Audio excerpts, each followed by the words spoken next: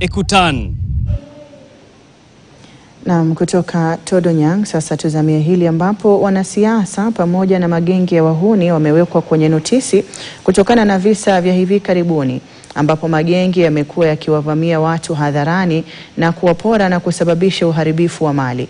Imebainika kuwa magenge hayo ya vijana wanaotembea wakiwa wamejihami hufadhiliwa na wanasiasa ambao huwatumia kuwavamia wapinzani wao.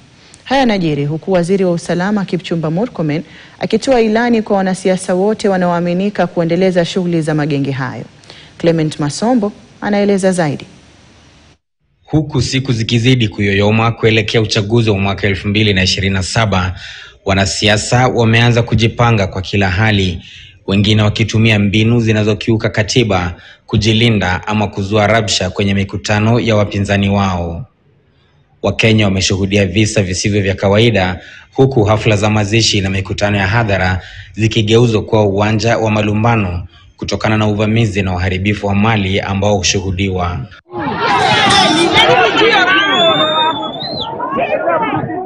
Mwaka uliopita, aliyekuwa naibu rais Rigathi Gachagua alivamiwa na vijana waliojihami kwa silaha wakati wa hafla ya mazishi kule Limuru, kaunti ya Kiambu, na kusababisha uharibifu wa mali ya mamilioni ya pesa.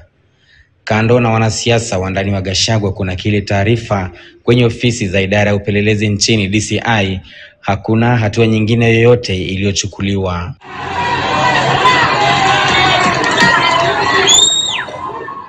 Mapema mwaka huu, wakati wa ziara ya rais jijini Nairobi, vijana waliojihami pia walionekana wakivamia raia na maduka na hata kuwapora wenye magari pindi tu rais alipomaliza kutoa hotuba yake.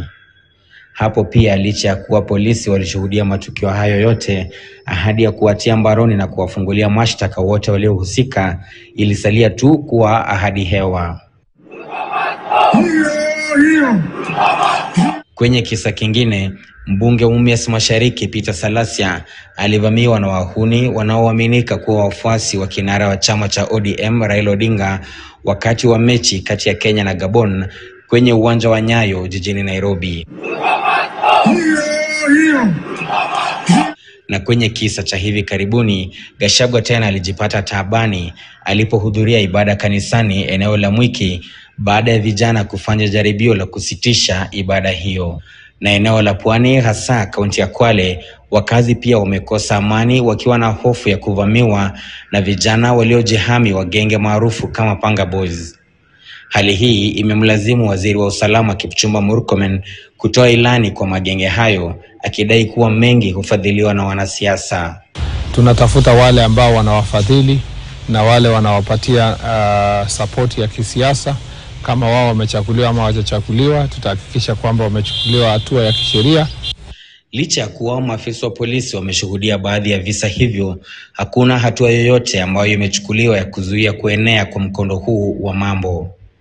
Clement Masombo, KTN. Na asante Clement Masombo kwa hayo. Mtazamaji, na tupa jicho madukani, ila nitakuwa narejea na mengi hivi punde, na kusihi usiende mbali.